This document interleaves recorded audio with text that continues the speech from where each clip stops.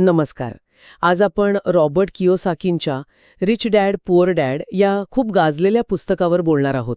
यातल्या मुख्य शिकवणी काय आहेत आणि त्यातून आपल्याला काय कृती योजना मिळू शकते यावर एक सखोल चर्चा करूया.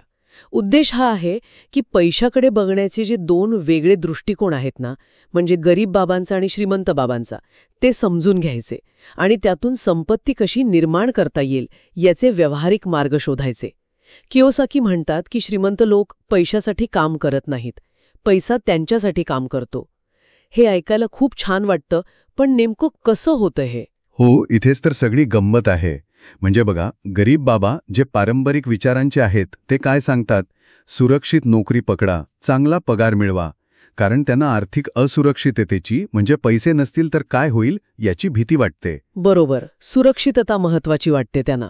अगदी. तर श्रीमंत बाबा काय करतात, ते या भीतीवर मात करतात आणि आपलं लक्ष मालमत्तात, ॲसेट्स तयार करण्यावर केंद्रित करतात. मालमत्ता म्हणजे अशा गोष्टी ज्या तुमच्या खिशात सतत पैसा आणत राहतात. म्हणजे पैसाच तुमच्यासाठी काम करतो.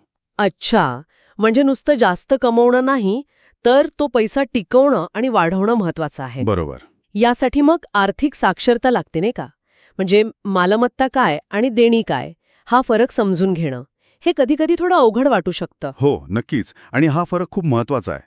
मालमत्ता म्हणजे सोप्या भाषेत जी गोष्ट तुमच्या खिशात पैसा टाकते. उदाहरणार्थ समजा तुम्ही एखादी जागा भाड्याने दिली आहे, किंवा स्टॉक्समध्ये गुंतवणूक केली आहे, किंवा तुमचा एखादा व्यवसाय आहे जो तुम्हाला नफा देतो. आणि देणी म्हणजे याच्या अगदी उलट, ज्या गोष्टी तुमच्या खिशातून पैसा बाहेर काढतात. जसं की कर्ज. हो. किंवा महागड्या वस्तू. अगदी. मोठं कर्ज किंवा महागडी गाडी ज्याची किंमत वापरल्यानं कमी होते. श्रीमंत बाबांचा सल्ला अगदी साधा आहे. मालमत्ता खरेदी करा, देणी कमी करा. पण गंमत म्हणजे ही साधी गोष्ट शाळेत किंवा कॉलेजात शिकवली जात नाही सहसा. नाही, बरोबर. हे स्वतःहून शिकावं लागतं. अगदी. बरं, मग मालमत्ता आणि देणी हा फरक कळाल्यावर कियोसाकी पुढचा मुद्दा मांडतात, स्वतःच्या व्यवसायावर लक्ष केंद्रित करा. म्हणजे माइंड युअर ओन बिझनेस. पण अनेकांना वाटतं की स्वतःचा व्यवसाय म्हणजे खूप धोका असतो. सुरक्षित नोकरी सोडून हे कसं करायचं, ही भीती असतेच. हो, आणि ही भीती स्वाभाविक आहे. पण कियोसाकी इथे असं नाही म्हणत की लगेच नोकरी सोडा आणि व्यवसाय सुरू करा. ते म्हणतात, तुमची जी नोकरी आहे ती करत राहा, पण त्याचबरोबर तुमच्या फावल्या वेळात अशा गोष्टींमध्ये लक्ष घाला ज्यातून मालमत्ता तयार होईल. अच्छा, म्हणजे नोकरी चालू ठेवूनच. हो, हा तुमचा खरा व्यवसाय आहे असं ते म्हणतात. म्हणजे तुमची मालमत्ता गोळा करण्याचा व्यवसाय, नोकरी नाही. सुरुवातीला अगदी लहान प्रमाणात करा, पण सुरुवात करा. भीती कमी करण्यासाठीच तर आर्थिक शिक्षण घ्यायचं आहे. समजलं. म्हणजे नोकरी एक उत्पन्नाचा मार्ग म्हणून ठीक आहे, पण खरी संपत्ती स्वतःच्या मालमत्तांमधनं तयार होते. याला जोडून मग तो करांचा आणि कॉर्पोरेशन्सचा मुद्दा येतो. यात श्रीमंत लोक वेगळा विचार करतात म्हणे. हा एक मोठा फरक आहे. श्रीमंत लोक काय करतात, ते कायदेशीर कंपन्या स्थापन करतात. म्हणजे एक स्वतंत्र कायदेशीर अस्तित्व असलेली संस्था. याचा फायदा काय? तर कंपन्या अनेक प्रकारचे खर्च, जसं ऑफिसचं भाडं असेल किंवा काही प्रवासाचा खर्च असेल, हे उत्पन्न दाखवण्यापूर्वीच वजा करू शकतात. म्हणजे त्यावर टॅक्स लागत नाही. अच्छा.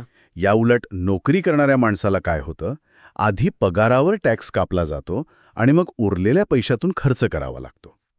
हा महत्वाचा फरक आहे. हो ना. ही रचना समजून घेतली की पैशाचा प्रवाह कसा नियंत्रणात आणता येतो हे कळतं. खरंच. मग पुढचे दोन मुद्दे आहेत. श्रीमंत पैसे तयार करतात, म्हणजे द रिच इन्व्हेंट मनी, आणि शिकण्यासाठी काम करा, म्हणजे वर्क टू लर्न. याचा अर्थ काय घ्यायचा? शिकण्यासाठी काम करा याचा अर्थ आहे की फक्त पगाराकडे बघू नका. नोकरी करताना किंवा कुठेही काम करताना कोणती कौशल्य शिकायला मिळतायत यावर लक्ष द्या. जसं की विक्री कौशल्य, मार्केटिंग, लोकांशी बोलणं, गुंतवणूक कशी करायची. ही कौशल्य जास्त महत्वाची आहेत, विशेषतः करिअरच्या सुरुवातीला. कियोसाकी सांगतात की त्यांच्या श्रीमंत बाबांनी त्यांना कमी पगारावर कामाला ठेवलं होतं, फक्त शिकण्यासाठी. अगदी. आणि पैसे तयार करणे म्हणजे काय? तर फक्त शेअर बाजारात पैसे गुंतवणे एवढंच नाही, तर संधी ओळखणे. म्हणजे समजा एखादी मालमत्ता कमी किमतीत मिळतेय, ती शोधणे, किंवा एखादा व्यवहार हुशारीने करणे, जसं 0 डाऊन पेमेंटवर मालमत्ता खरेदी करणे. हे म्हणजे पैसे तयार करणे. यासाठी आर्थिक बुद्धिमत्ता लागते. वाव. म्हणजे हे सगळं पारंपरिक गुंतवणुकीच्या पलीकडचं आहे. बरोबर.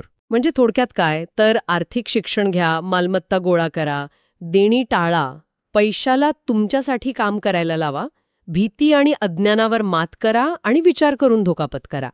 पण हे सगळं प्रत्यक्षात आणायचं कसं? सुरुवात कशी करायची? म्हणजे एखादी कृती योजना काय असू शकते? हो, सुरुवात करायला हवी स्पष्ट आर्थिक ध्येय ठरवून. ध्येय म्हणजे नक्की काय काय असू शकतात त्यात? उदाहरणार्थ पहिलं म्हणजे तुमच्यावर जर जास्त व्याज असलेलं कर्ज असेल तर ते सर्वात आधी फेडून टाका. हाय इंटरेस्ट कर्ज, बरोबर. दुसरं, एक आपत्कालीन निधी तयार करा. म्हणजे अचानक काही खर्च आला तर उपयोगी पडेल असा पैसा. साधारण 3 ते 6 महिन्यांच्या खर्च एवढा. ठीक आहे. आणि मग? मग नियमितपणे गुंतवणूक सुरू करा. अगदी थोडी रक्कम असली तरी चालेल. मालमत्ता खरेदी करण्यासाठी, म्हणजे म्युच्युअल फंडमध्ये SIP असेल किंवा थोडे स्टॉक्स असतील. अच्छा. आणि अजून एक गोष्ट म्हणजे एखादा जोड व्यवसाय सुरू करण्याचा विचार करा. म्हणजे नोकरी सांभाळून फावल्या वेळात करता येईल असं काहीतरी. साईड हसेल म्हणतात तसं. अगदी. ज्यातून एकतर जास्तीचे उत्पन्न मिळेल किंवा थेट मालमत्ता तयार होईल. आणि सगळ्यात महत्त्वाचं काय आहे ना, दर महिन्याला तुमच्या मालमत्ता किती आहेत आणि देणी किती आहेत याचा एक ताळेबंद मांडा. अच्छा, म्हणजे हिशोब ठेवायचा. हो, म्हणजे कळेल की आपण योग्य दिशेने जातोय की नाही. यात रोजच्या सवयी पण महत्वाच्या ठरतील नाही का? जसे की आपला पैसा कुठे खर्च होतोय हे बघणं. नक्कीच. खर्च ट्रॅक करणं खूप महत्वाचं आहे. हां. आणि रोज थोडं आर्थिक विषयांवर वाचणं किंवा ऐकणं, ज्ञान वाढवत राहणं. बरोबर. आणि ठरवून वेळ काढणं, मालमत्ता वाढवण्यासाठी किंवा नवीन कौशल्य शिकण्यासाठी. तर एकंदरीत या चर्चेतून हे स्पष्ट होते की रिच डॅड पुअर डॅड हे फक्त पैशाचं गणित सांगणारं पुस्तक नाहीये, तर ती एक मानसिकता बदलण्याबद्दल आहे. म्हणजे ती जी सुरक्षितेची चौकट आहे ना, त्यातून बाहेर पडून आर्थिक स्वातंत्र्य मिळवण्यासाठी मालमत्ता निर्माण करण्यावर लक्ष केंद्रित कसं करायचं हे सांगतं. अगदी बरोबर. ही एक विचारसरणी आहे. आणि जाता जाता ऐकणाऱ्यांसाठी एक विचार करण्यासारखा प्रश्न सोडून जातो. आज आपलं जे काही उत्पन्न आहे त्याच्या पलीकडे जाऊन विचार करा. अशी कोणती एक छोटीशी मालमत्ता आहे, अगदी लहानशी, जी आपण पुढच्या काही महिन्यात तयार करायला सुरुवात करू शकतो किंवा ज्यात गुंतवणूक सुरू करू शकतो. भले सुरुवात अगदी लहान असेल, पण ती अशी हवी ज्यामुळे पैसा खऱ्या अर्थाने आपल्यासाठी काम करायला लागेल. याचा विचार नक्की करा.